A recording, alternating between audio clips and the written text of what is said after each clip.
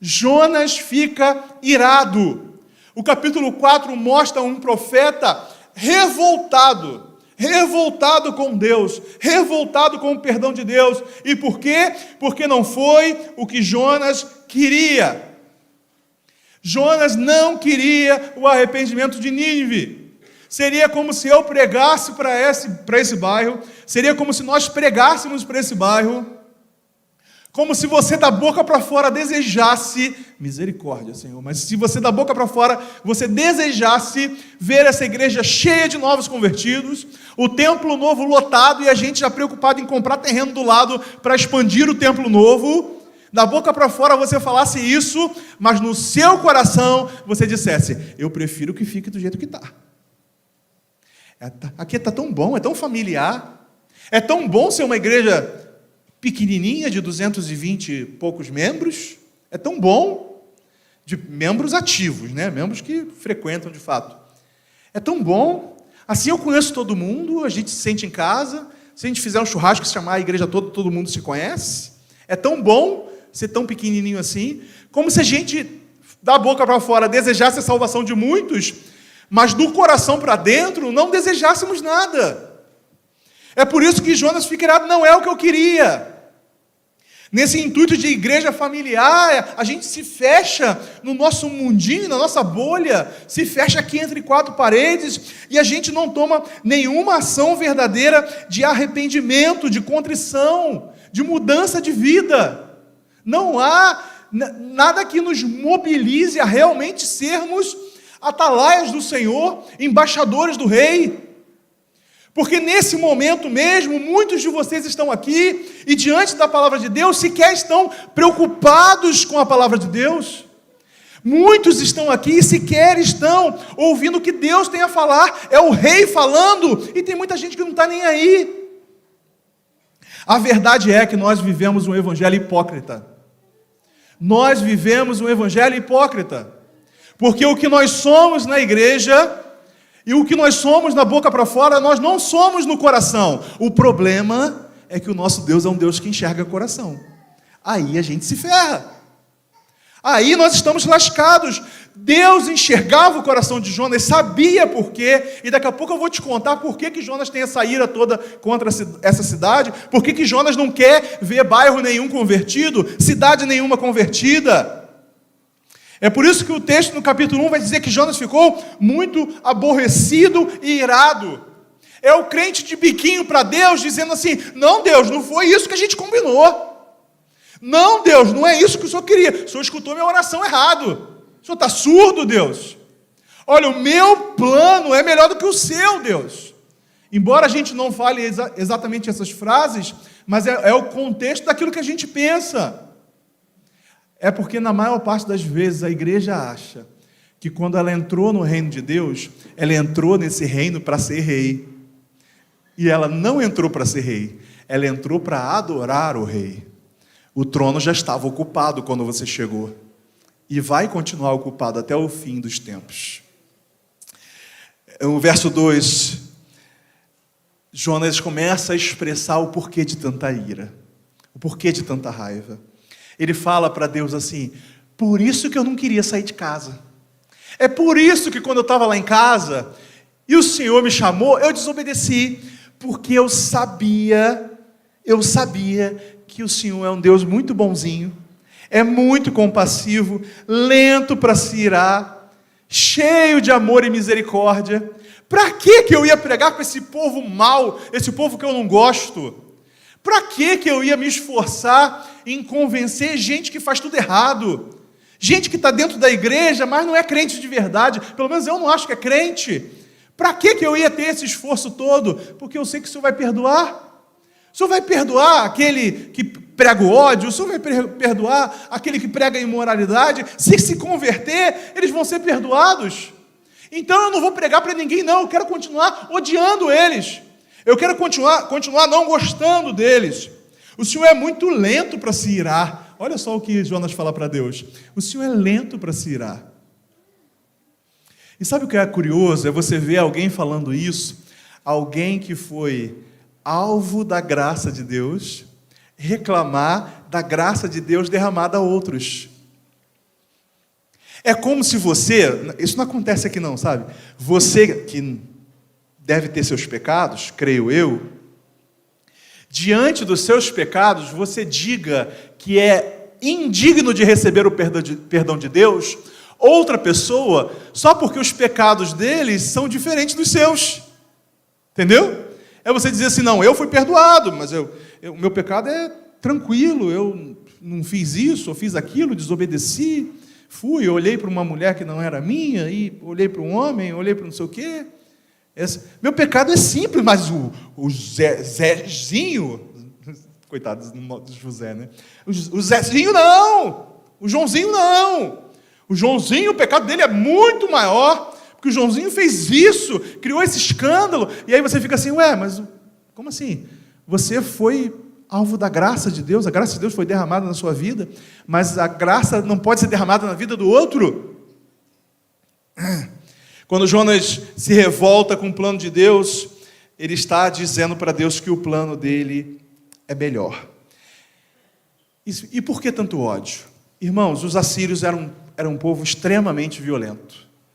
E todos os povos da antiguidade, quando ameaçavam invadir uma terra, uma nação, os primeiros alvos desse povo, além dos guerreiros, além, obviamente, daqueles que iriam lutar em batalha, quando eles finalmente conquistavam uma nação, uma cidade, os alvos deles eram a família real e a família profética. Porque eles sabiam que em Israel, tanto o rei quanto os profetas tinham voz de liderança ativa. Os profetas eram figuras presentes ali na sala do trono, às vezes até ameaçando reis e dizendo, você não está cumprindo o chamado de Deus, essa não é a vontade de Deus para a nação. Os profetas eram sim, no Velho Testamento, no contexto do Velho Testamento, os profetas eram lideranças, inclusive políticas. Os profetas estavam ali o tempo todo interagindo. Então o que acontecia com uma nação quando ela vinha invadir? Quem ficava com mais medo? A família real e a família profética. Jonas é filho de Amitai, que também é profeta, de uma escola profética. Certamente, nessa época da vida de Israel, o principal inimigo eram os assírios. Quantas vezes Jonas provavelmente não dormiu embaixo da cama? Jonas provavelmente não dormiu chorando de medo, pensando assim, se invadirem, vão procurar os profetas, vão achar a casa de Amitai e eu vou morrer. Imagine você, uma criança de 8, 9, 10 anos, crescer sabendo que se forem conquistados, morrerão. É por isso que ele tem tanta raiva dos assírios, é por isso que ele tem tanta raiva de Nínive. É o povo que deixou ele morrendo de medo o tempo todo, era o bicho-papão de Jonas. E agora Jonas está dizendo assim, olha, eu não quero que o amor de Deus alcance eles.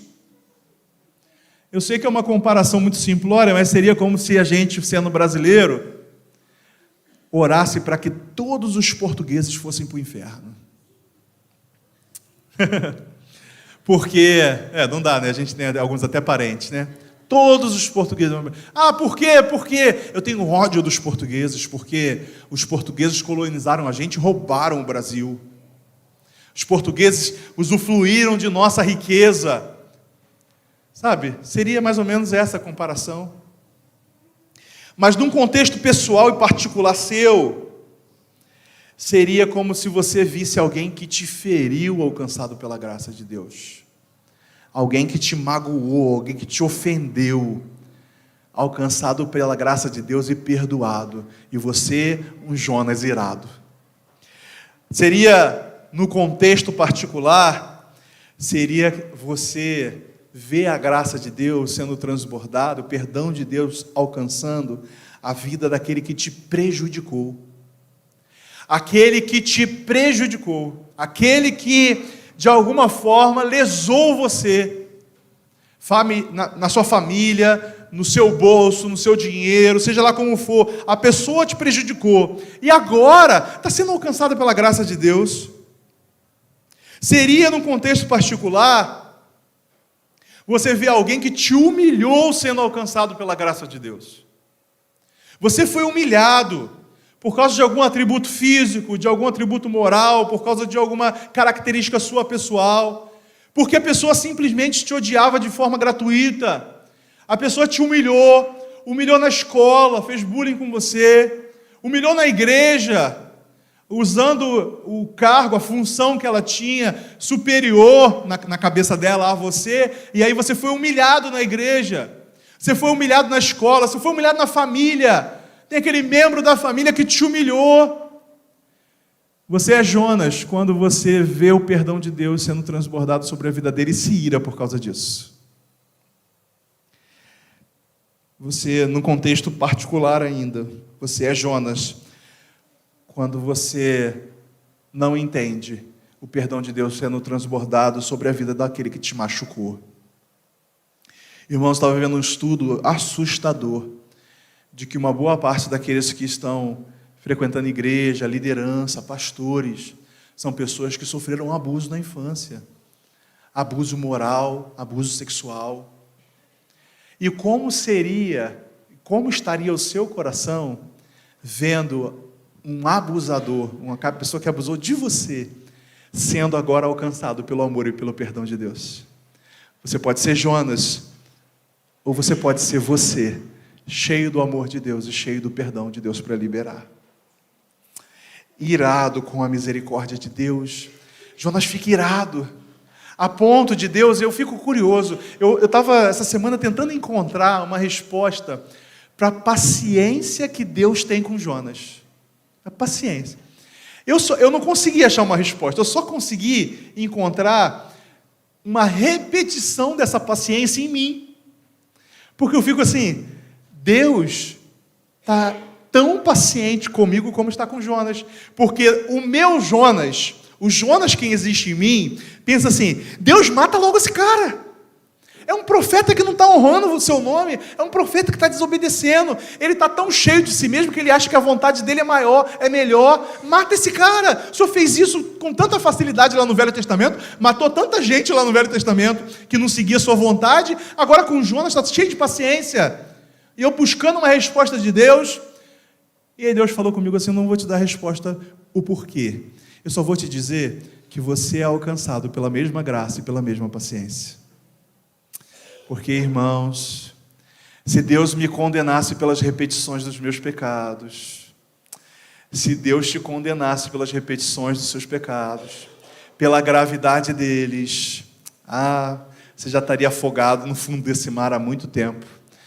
Mas ainda que você não esteja afogado ou não esteja já em Nínive fazendo a vontade de Deus, pelo menos você já está salvo na barriga do peixe.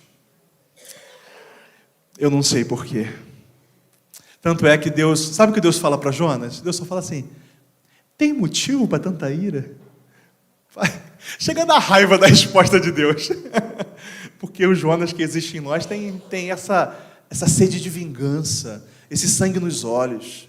E Deus fala assim, tem motivo para isso tudo? Você acha realmente que o seu comportamento, o seu rancor, o seu sangue nos olhos, a sua indignação, ela é justa? Você realmente acha isso? Aí Jonas, na primeira vez, não responde. Jonas não responde. A Bíblia fala que Jonas continua irado, e ele só fala assim, olha, eu quero morrer. Eu quero morrer. Muito infantil, não é? Não acha que é muito infantil? A gente faz isso às vezes também, irmãos. O Davi está nessa fase, eu vou falar porque ele não está aqui. O Davi está nessa fase. A gente fala assim, hora de desligar o videogame, vai para a igreja, eu não posso jogar nada, eu prefiro morrer. Ele fala isso, hein? Aí essa semana a Renata puxou ele, isso é muito sério, não pode fazer isso, não pode falar desse jeito, que negócio é esse, desejar morrer? Não pode, isso é feio. Não sei o quê. Aí dá, é pecado. Renata sempre fala, pecado. Bota logo que é pecado para dar aquele impacto de que pecado é um negócio ruim, sabe? Mas tem 7 anos. Jonas certamente tinha mais de 7. Muito mais. Você também. E aí, quando as coisas não acontecem do jeito que a gente quer que aconteça, uma boa parte de vocês faz biquinho. Porque não era o que eu queria. Não foi assim que eu planejei. Não é assim que eu acho que deva acontecer. Magoei. São os crentes Jonas, brabinhos com Deus. Aí ele fala que quer morrer. Olha a diferença, irmãos. Elias pede para morrer também. Mas Elias pede para morrer porque o povo de Deus não está dando ouvidos para Deus. Olha o motivo pelo qual Elias pede para morrer. Deus, o seu povo não te ouve. Me leva logo. Eu não aguento mais. Esse meu chamado profético, eu não aguento mais. E logo depois que ele pede, Deus levanta Eliseu e ele vai embora. Logo depois. Eu quero morrer. Aliás, Deus é tão bom com Elias, fala assim, eu vou te liberar desse teu chamado profético, mas morrer você não vai, só para você não sair por aí dizendo que eu escuto tudo que você quer. Né? Pai, às vezes, usa dessa estratégia. Eu vou te dar, mas vou te dar diferente, só para você não achar que eu faço todas as suas vontades. Mas Elias pede para morrer porque o povo não dava ouvidos. Jonas pede para morrer porque o povo deu ouvidos. Olha que absurdo. Jonas pede para morrer porque pessoas se arrependeram, porque pessoas se prostraram, porque pessoas foram perdoadas. Jonas pede para morrer porque o povo de Nínive queria viver. Gente, isso é um absurdo. Eu não sei se vocês conseguem entender isso e se vocês conseguem aplicar isso para a vida de vocês. Quantas vezes a gente se indigna porque alguém quer viver? Porque alguém foi alcançado pela graça, porque alguém foi alcançado pela misericórdia. Olha só o que Jonas faz, verso 5, Jonas sai da cidade, com um bico desse tamanho, as coisas não estão acontecendo como eu quero, estão acontecendo como Deus quer, eu não sei se eu fui chamado para isso não, é para isso que a gente está aqui? Que negócio é esse? Nessa igreja aqui as coisas acontecem como Deus quer? Eu não quero assim não, tem um monte de coisa que eu queria, então eu não estou gostando desse negócio aqui não. Jonas sai da cidade, monta ali um cafofo para ele, senta no cafofo e fica olhando para a cidade. Vamos ver o que vai acontecer com essa cidade. Vocês perceberam que Jonas, até agora, não entendeu o perdão de Deus? Ele senta, a tua Bíblia diz isso, lá no verso 5, enquanto esperava para ver o que ia acontecer. Eu acho que Deus ainda vai destruir esse bando de sem vergonha. Eu acho que Deus... essa pipa de corvo não aprende não. Tem que cair fogo do céu e queimar a cabeça de todo mundo mesmo. Vou sentar ali fora para ver. Aí sento ali em frente o vizinho e falo, vamos lá Deus, faz agora aqui, ó, cai fogo do céu. Queima esse povo tudo, queima. Prepara e leva Deus. Né? Pastor, são 70 anos nessa igreja, já vi tanta coisa, nasci aqui. Tem 30 anos e nasci aqui, tem 40 anos, tem 20 anos e nasci aqui. Esse povo não muda não. Você pode excluir todo mundo. Cortem-lhe as cabeças, já diria a rainha de copas. Cortem-lhe as cabeças. Irmão, será que existe ainda alguém que pensa que a graça de Deus é tão pequena que não pode alcançar o pior dos pecadores?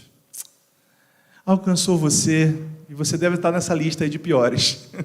Alcançou eu estava certamente nessa lista. Aliás, o reconhecimento de estar nessa lista é uma coisa tão maravilhosa que o próprio Paulo fala, dos quais eu sou o pior. O pior.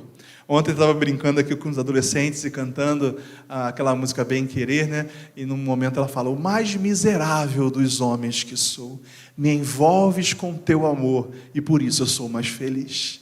Nós fomos envolvidos pelo amor de Deus. Por que que o pior dos pecadores não pode?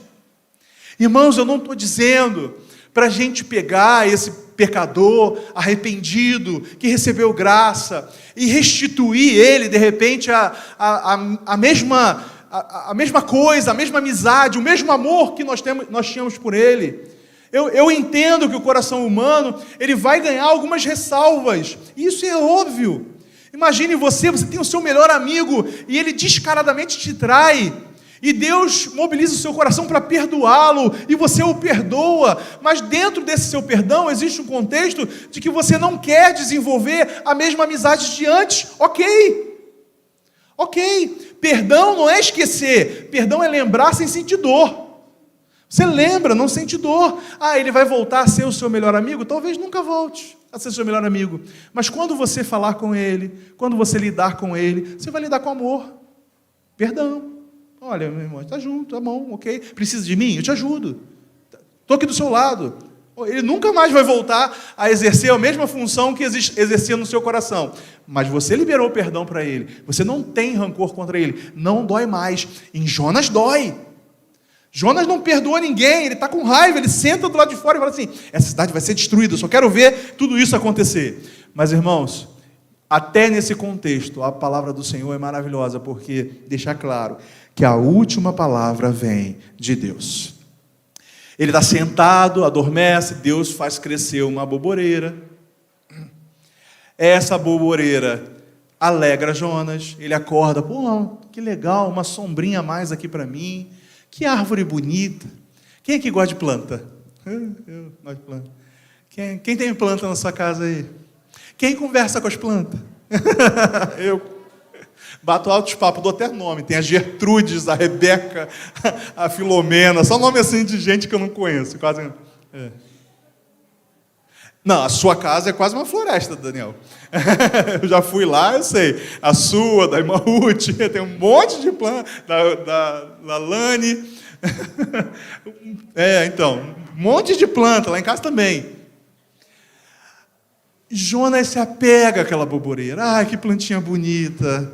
Bota nome nela. Fica feliz. Ah, que maravilha. Aí o mesmo Deus que mandou a boboreira, manda uma lagarta. A lagarta vai lá e consome. Aí Jonas, minha boboreira. Ele não teve compaixão nenhuma da cidade, mas teve da boboreira. Você não tem compaixão de algumas pessoas, mas tem compaixão por coisas. O meu carro. A minha casa. A minha plantinha. O meu cachorro. O meu gato. Irmãos, eu nem gosto de gato, mas arrumaram um gato quase um ano lá em casa. Aí você começa a pegar afinidade com o bicho, né? O bicho se esfrega no teu pé, o bicho vem, a gente dá comida, a gente cria uma afinidade com o bichinho. Aí o bichinho veio e arranhou minhas costas. Se você foi ver, essa semana ele foi tentar subir na janela, não conseguiu, me lascou aqui as costas. Aí eu fiquei com uma raiva dele, vou dar esse gato, não sei o quê. Mas hoje já estava lá, se esfregando no meu pé, eu fazendo carinho, um pé com ele. Perdoei. Perdoei. Você perdoa o cachorro que rói suas roupas, que estraga seus tênis. Você perdoa o gato que te arranha. Você perdoa a planta que não dá fruto, não dá flor, e você está investindo nela tempo, dinheiro, e a bichinha não dá nada. Mas você não perdoa o irmão. Você não perdoa o outro. Meus irmãos, o nosso amor por coisas não deveria substituir o nosso amor por pessoas. Jonas amava mais a boboreira do que 120 mil pessoas. Aí Deus volta e fala assim com ele. Presta atenção que eu estou terminando. Deus fala assim com ele, assim, olha. É justo, a mesma pergunta. É justo toda essa indignação por causa de um perdão que eu estou liberando a uma pessoa? Aí dessa vez Jonas responde, é sim, cheio de sangue nos olhos, é justo sim, eu quero que essas 120 mil pessoas se explodam. Ele responde a Deus de uma forma muito mal criada, é justo sim, se for para ser assim, eu prefiro morrer. Olha, pirraça, ameaça a Deus. Eu prefiro morrer do que se for desse jeito. Aí, com toda essa história da boboreira, Deus fala assim, quer dizer que você tem mais amor a coisas, mais amor a boboreira do que a pessoas.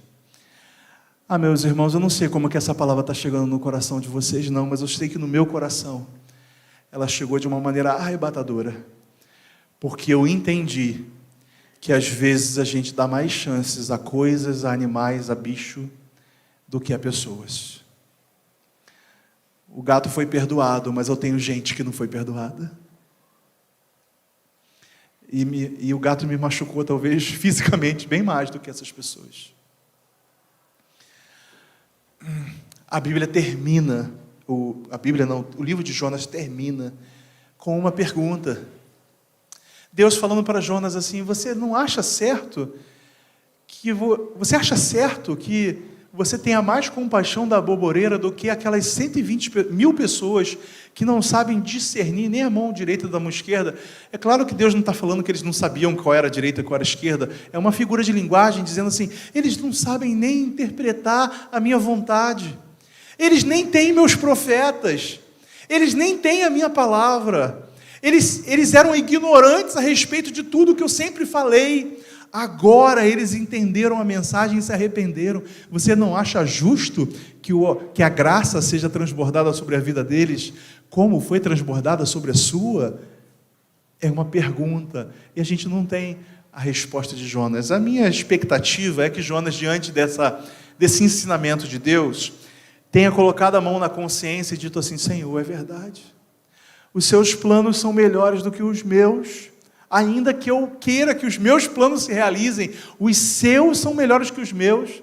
Eu não sei quantos dos irmãos já repararam, mas nas mensagens que eu mando para os irmãos nos aniversários, nas orações que eu faço para os aniversariantes, eu tenho falado assim: olha, Senhor, cumpre todos os seus sonhos, tudo cumpre os seus planos.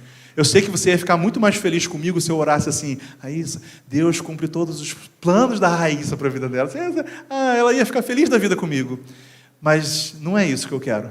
Eu quero, de fato, que Deus cumpra todos os planos dele, porque os dele são melhores. Feche seus olhos. Enquanto o ministério se aproxima, creia no poder de Deus e na sabedoria de Deus, que tem planos melhores para você do que os seus. Creia nisso. Eu sei que às vezes a gente fica tão ansioso e preocupado com tudo o que a gente vê, tudo aquilo que a gente ouve, ansioso e preocupado com tudo aquilo que está enchendo o nosso coração e preocupando. Talvez você esteja preocupado com o futuro da igreja, com o futuro do país, com o resultado das eleições. Eu não sei com o que você está preocupado. Só quero que hoje você entenda de uma vez por todas que os planos de Deus são melhores do que os nossos. E a vontade de Deus é melhor do que a nossa. Se Ele quer liberar perdão, não seja um opositor de perdões. Libere o seu perdão também.